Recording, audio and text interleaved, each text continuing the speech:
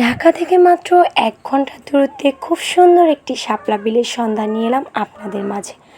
মাত্র ৫০ টাকা entry fee দিয়ে সময় কাটাতে পারবেন সারাদিন। তো এই বিলটি কোথায় এবং কিভাবে যাবেন, কত টাকা খরচ পড়বে, সব কিছু থাকছে আজকের ভিডিওতে। অবশ্যই ব্লগটি না টেনে সম্পূর্ণ দেখার চেষ্টা করবেন।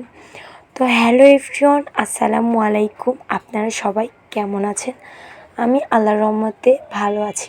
তো এই সিজনের সবচেয়ে সুন্দর জায়গা বলতে গেলে অবশ্যই শাপলা বিলকে বলতে হয়।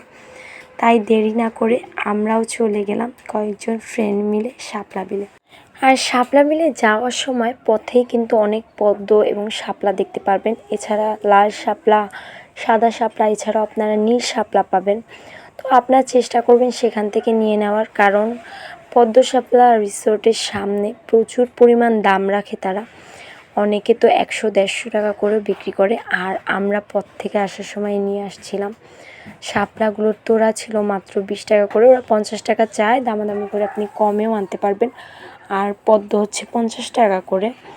আর এই তো মাথার ব্যান্ড, এগুলো নিয়েছিল ১০০ টাকা করে। আর এটা রিসোর্টের সামনে থেকেই নেওয়া হয়েছে। এই তো ৫০ টাকা টিকিট কেটে তারপর ভিতরে চলে গেলাম বান্ধবী আর আমি। আর আমাদের একটা ফ্রেন্ড আমাদের ভিডিও করে দিচ্ছে। আর দেখুন কত সুন্দর লাগতেছে। কিন্তু আমরা যেহেতু অনেক লেটে আসছি, আপনারা চেষ্টা করবেন যারা যারা শাপলা বিলে যাবেন অবশ্যই তাড়াতাড়ি যাবেন, কারণ ১০টার মধ্যে শাপলা ফুল বুঝে যায়, যার কারণে সৌন্দর্যটা তেমনভাবে ফুটে ওঠে না। তারপর আমরা যতটুকু দেখতে পারছি আলহামদুলিল্লাহ। তবে এখানে যাওয়ার জন্য তাড়াতাড়ি যেতে হয়, তার আরেকটি কারণ হচ্ছে এখানে প্রচুর পরিমাণ মানুষ আসে দেখতে। তো সেই ক্ষেত্রে প্রত্যেকটা জায়গায় সিরিয়াল, আমরা তো ঢুকেই এখানে নৌকায় সিরিয়াল দিয়ে দিয়েছিলাম। নৌকা ভাড়া হচ্ছে ৩০০ টাকা করে। আর এই দেখেন কি পরিমাণ মানুষ একটা দোলনায় দোল খাওয়ার জন্য। তা আমরাও সেভাবে সিরিয়ালে ছিলাম। এই তো তারপরে অবশেষে ১ ঘন্টা সিরিয়ালে বসে থেকে সিরিয়াল পেলাম। দোলনায় দোল খেতে খেতে কিছু ভিডিও ক্লিপ নিয়ে নিচ্ছিলাম। আর দেখুন শাপলা ফুলগুলো কত সুন্দর লাগতেছে দোলনা থেকে দেখতে।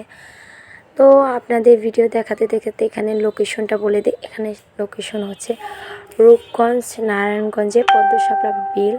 আপনারা লোকেশন দেখেও আসতে পারেন। এছাড়া জিন্দা পার্কের পাশে বললেও হবে। জিন্দা পার্ক থেকে মাত্র ১০ টাকা অটো ভাড়া দিয়ে আপনারা পদ্ম শাপলা রিসোর্টে চলে আসতে পারেন। আর এখানে যদি যারা টঙ্গী থেকে আসবেন তারা মীরের বাজার হয়ে তারপর আসলেও পারবেন। এছাড়া যারা ঢাকা থেকে আসবেন তারা কাঁচপুর ব্রিজ হয়ে তারপর ওখান থেকে অটোওয়ালাকে বললেই হবে পদ্ম শাপলা রিসোর্টে যাবেন। তো আমরা এতক্ষণ সিরিয়ালে থাকতে থাকতেই তো নৌকা পেলাম, কিন্তু নৌকা পেতে পেতে অনেক দেরি হয়ে গেছিলো, যার কারণে শাপলা আর দেখতে পারি। তো যাই হোক, নৌকাওয়ালা মামা আবার আমাদেরকে যেখানে পদ্ম ফুল সেখানে নিয়ে যাচ্ছিল, সেখানে কয়েকটা ভিডিও নেওয়ার জন্য। আর এই তো এখানে বসে বসে কয়েকটা ভিডিও ক্লিপ নিচ্ছিলাম, কারণ চারপাশে কিছু পদ্ম ফুল ছিল।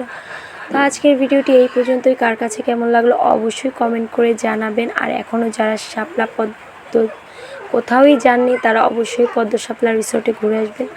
তো আল্লাহ হাফেজ, সবাই ভালো থাকবেন এবং পরবর্তী ভিডিও না আসা পর্যন্ত পেজ অথবা ইউটিউবের সাথেই থাকবেন।